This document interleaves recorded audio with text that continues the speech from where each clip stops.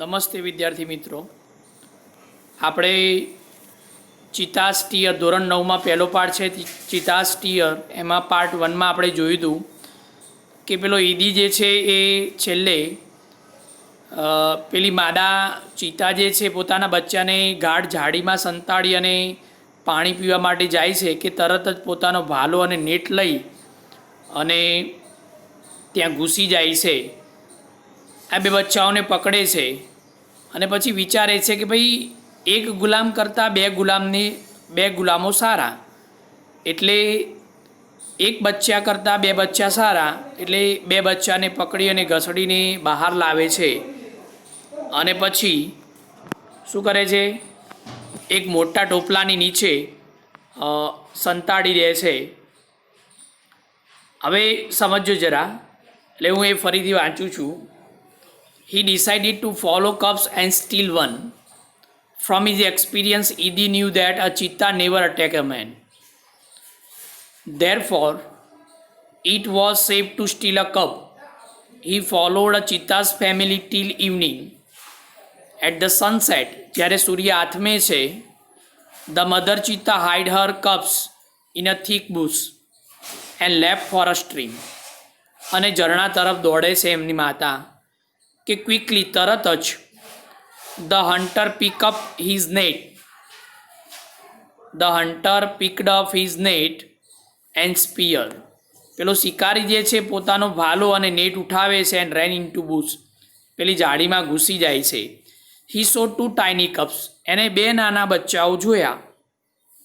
They look at હિમ, તેઓ આ ઈદીની સામે જોઈ રહ્યા હતા વિથ ધેર બ્રાઇટ આઈઝ, પોતાની ચકચકિત આંખોથી.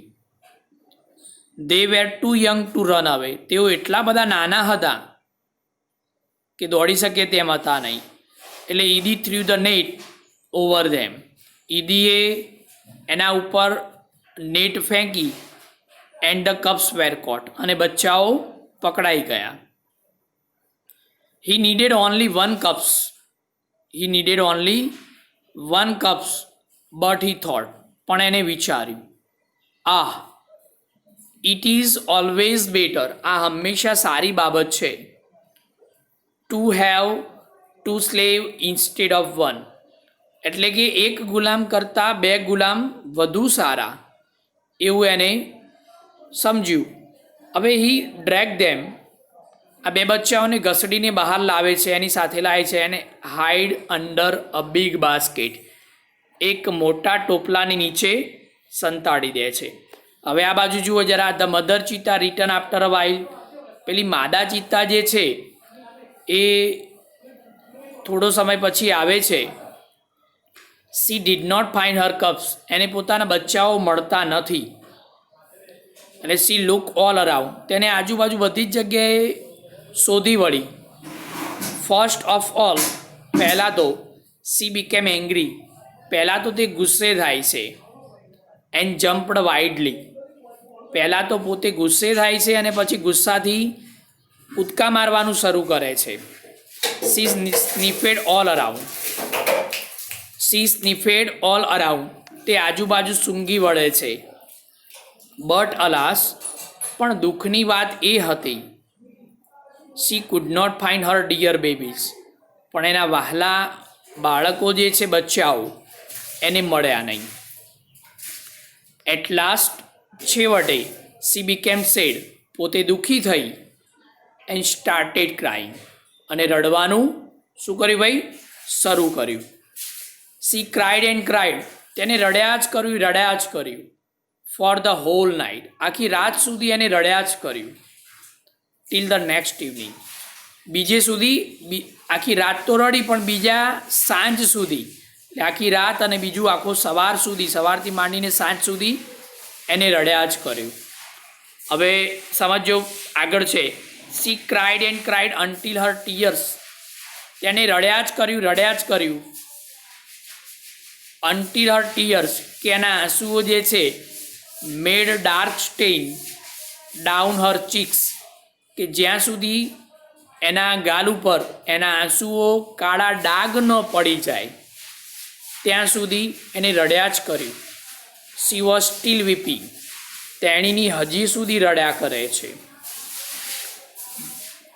એટ ધ નાઇટ, રાત્રે દરમિયાન, the mother cheetah cried so loudly, આ માદા ચિત્તા જે છે એ એટલું બધું ઊંચું રડી દેટ કે જેથી she was heard by a wise man living in the village. એક ગામમાં રહેતો એક હોશિયાર ડાહ્યો માણસ, આ ડાયા માણસે આ જે માદા ચિત્તા હતી એ માદા ચિત્તાના રડવાનો અવાજ સાંભળી લીધો.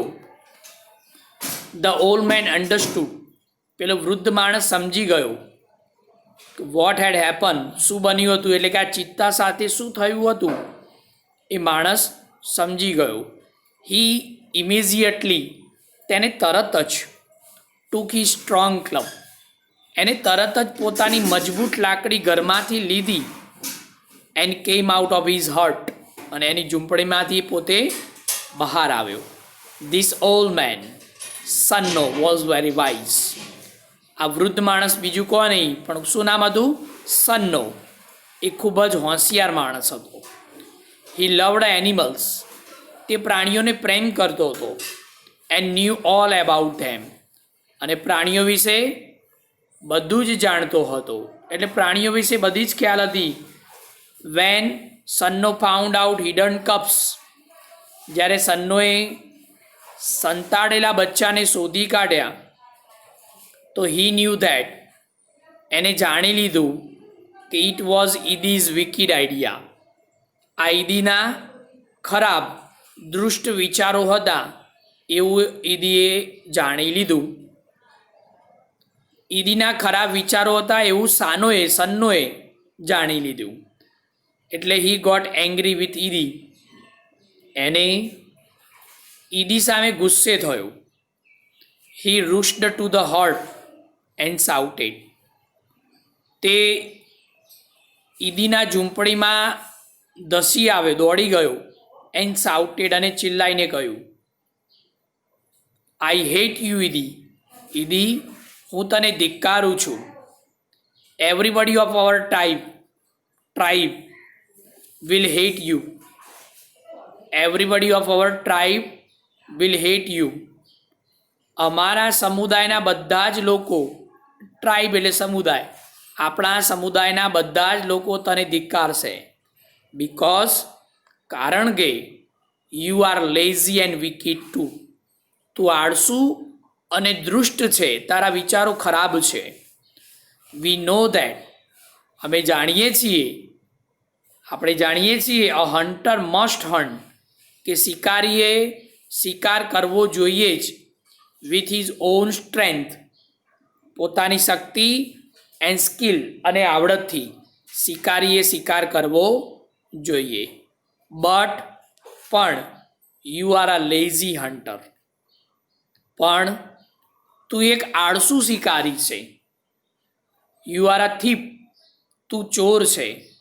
You have broken the rules of our tribe, તે આપણી જે જમાત જે છે, સમુદાય જે છે, એ સમુદાયના જે નિયમો જે છે, બનાવેલા નિયમો, એ નિયમોને તે તોડી પાડ્યા છે.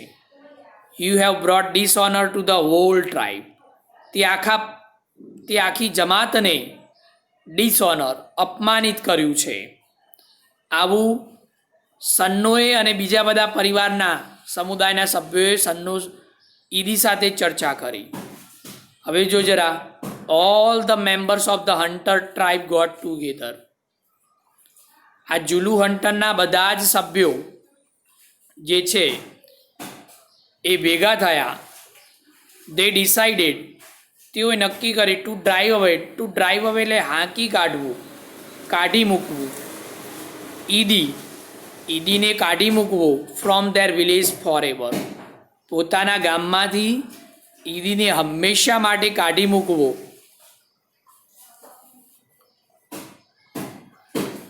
સન્નો ટુક ધ કપ્સ, સન્નોએ પેલા બે બચ્ચાઓ હતા ઓન હિઝ શોલ્ડર, પોતાના ખભા ઉપર બે બચ્ચાઓને ઉપાડ્યા. And return to their mother, એની માતાની જોડે જઈને મૂકી આવ્યો. હી સો, દેટ સન્નોએ જોયું તો અ લોંગ વીપિંગ ઓફ મધર, આ પેલી માદા ચિત્તા હતી લાંબા સમય સુધી રડવાથી હેડ સ્ટેઇન, એની આંખ નીચે કાળા ડાઘ પડી ગયા હતા. હર ફેસ ફોર એવર, સદાયની માટે એના ચહેરા ઉપર કાળા ડાઘ પડીને રહ્યા હતા. આપણે આ ડાઘ જોઈ શકીએ છીએ. જુઓ જરા, ખ્યાલ આવે છે? તો આ સ્ટોરી હતી. હવે ચિત્તા વિશેની માહિતી છે. ફેક્ટ્સ એબાઉટ ચિત્તા. ચિત્તા વિશેની માહિતી કે ભાઈ ચિત્તાની ઊંચાઈ કેટલી હોય. અહીંયા સુધી આપણે કહેવત જાણી. હવે ફેક્ટ્સ એબાઉટ ચિત્તાઝ. હાઇટ 100 સેન્ટીમીટર, ઊંચાઈ કેટલી હોય? 100 સેન્ટીમીટર. વેઇટ 65 કેજી, 65 કિલો વજન હોય. વેઇટ એટ બર્થ, જ્યારે ચિત્તાનું બચ્ચું જન્મે છે ત્યારે 300 ગ્રામ્સ, 300 ગ્રામ એનું વજન હોય છે. એજ ઓફ મેચ્યુરિટી 2 years, 2 વર્ષે ચિત્તો પરિપક્વતામાં આવે છે. હવે આઈડેન્ટિફિકેશન, ચિત્તાની ઓળખાણ કેવી રીતે કરી શકાય? ચિત્તો અને દીપડાની બંને વચ્ચે સામાન્ય જ તફાવત છે, તો એની ઓળખાણ કેવી રીતે કરી શકાય? Identification. The cheetah has a longer body, the cheetah has a lighter body. ચિત્તાનું જે બોડી જે છે, શરીર એ લાઇટર, હળવું હોય છે, વજનમાં હલકો હોય છે. And its legs are longer, એના પગ લાંબા હોય. દેન ધ લેપર્સ, દીપડા કરતાં ચિત્તાના પગ લાંબા હોય છે અને શરીરમાં ચિત્તો હલકો હોય છે. ઇટ હેઝ આઇસોલેટેડ, આઇસોલેટેડ એ વેર વિખેર, છૂટું છવાયું. બ્લેક સ્પોટ, ચિત્તાના જુઓ જરા શરીરમાં બાજુમાં ચિત્ર છે, એમાં ચિત્તાનું જે ડાઘ, જે શરીર ઉપર ડાઘ જે છે એ આઇસોલેટેડ વેર વિખેર હોય છે. વેર એઝ કે જ્યાં the leopard has cluster of spot, કે દીપડાને કેવા હોય? જે ડાઘ હોય જે છે એકદમ નજીક નજીક હોય છે. ચલો હેબિટેટ, હેબિટેટ એટલે નિવાસ સ્થાન, રહેઠાણ. તો cheetahs usually live in open forest. ચિત્તો જે છે એ મોટે ભાગે ખાસ કરીને ઓપન ફોરેસ્ટ, ખુલ્લા મેદાનમાં રહે છે. પ્રેઝન્ટલી, મોટે ભાગે they are found mainly in Africa, તેઓ આફ્રિકાના જંગલોમાં રહે છે. વી હેડ લોટ ઓફ ચિત્તાઝ ઇન ઇન્ડિયા. આપણા ત્યાં ભારતમાં ઘણા બધા ચિત્તાઓ હતા. આપણા ત્યાં ભારતમાં ઘણા બધા ચિત્તાઓ હતા. But the last one was shot એટલે શિકાર કરો બાય હન્ટર્સ અરાઉન્ડ 1950. 1950ની આજુબાજુ શિકારીઓએ ભારતમાં ઘણા બધા ચિત્તાઓનો શિકાર કર્યો, એટલે એની સંખ્યામાં ઘટાડો થયો. હવે હેબિટ્સ, એની ટેવ શું હોય છે? તો જુઓ જરા. It is the fastest animal on the earth. પૃથ્વીનું સૌથી ઝડપીમાં ઝડપી દોડતું પ્રાણી છે. Its top speed can be around 100 km/h. એની ટોપ સ્પીડ કેટલાની હોય છે? 100 કિલોમીટર પ્રતિ કલાકની ઝડપે દોડી શકે છે. પણ it can maintain this speed, પણ આ સ્પીડ જાળવી શકે છે only for a very short distance. થોડા અંતર સુધી જ ચિત્તો 100 કિલોમીટર પ્રતિ કલાકની ઝડપે ચાલી શકે છે. Sometimes it can take a leap as long as 15 meters. કેટલીક વાર તો એ દોડતા દોડતા 15 મીટર લાંબો કૂદકો, શું કહે છે? 15 મીટર લાંબો કૂદકો એ મારી શકે છે. ઇટ ક્રીપ્સ સાયલેન્ટલી, તે એકદમ શાંત રીતે પીછો કરે છે. બિહાઇન્ડ ધ પ્રે, શિકારની પાછળ. એન્ડ ધેન, અને પછી લિફ્ટ્સ અપ ટુ કેચ ઇટ, અને કૂદવા માટે એના ઉપર, શું કહે છે? પકડવા માટે એના ઉપર કૂદકો મારે છે. It does not preserve its prey. શું કહે છે? ચિત્તો જે છે does not preserve its prey. Prey એટલે શિકાર. એના શિકારને પોતે જાળવી શકતો નથી.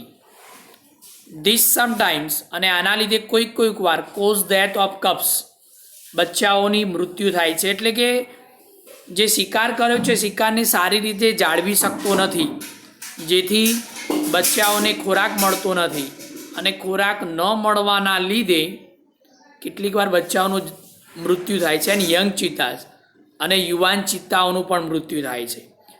It is a સોલિટરી ક્રીચર્સ.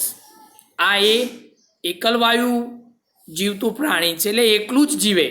એક માદા ચિત્તા અને નર ચિત્તો બે જ અથવા તો એક જ આ રીતે એકલવાયુ જીવન જીવતું આ પ્રાણી છે. It does not live in a group or herd. તે ગ્રુપમાં કે ટોળામાં રહેતો નથી. Its family separate as soon as the cubs are mature. જ્યારે બચ્ચાઓ પરિપક્વ થાય છે એટલે બચ્ચાઓ મોટા થાય છે ત્યારે ચિત્તાનું બચ્ચું જે છે એ છૂટું પડે છે. હવે ડાયટ ખોરાક. મીડિયમ સાઇઝ બક્સ મધ્યમ પ્રકારના બક્સ એટલે હરણો આર ઇટ્સ મેઇન ફૂડ. મધ્યમ પ્રકારના જે હરણો જે છે એ ચિત્તાનો મુખ્ય ખોરાક છે. ઇટ ઓલ્સો કેચીસ હેયર એટલે સસલા એન્ડ લાર્જ બર્ડ્સ. તે સસલાઓને પણ પકડે છે એન્ડ લાર્જ બર્ડ્સ મોટા પક્ષીઓને પણ પકડે છે. કપ્સ. હવે બચ્ચાઓ કેટલા હોય? The female gives birth to 2 to 4 cubs at a time. એક જ સમયે માદા ચિત્તા જે છે એ 2 થી 4 બચ્ચાને જન્મ આપે છે.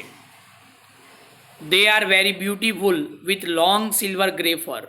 અને જે બચ્ચાઓ જે છે એ ખૂબ જ સુંદર લાંબી સિલ્વર કલરની એમના શરીર ઉપર ગ્રે કલરની ફર એટલે રૂવાટી જોવા મળે છે.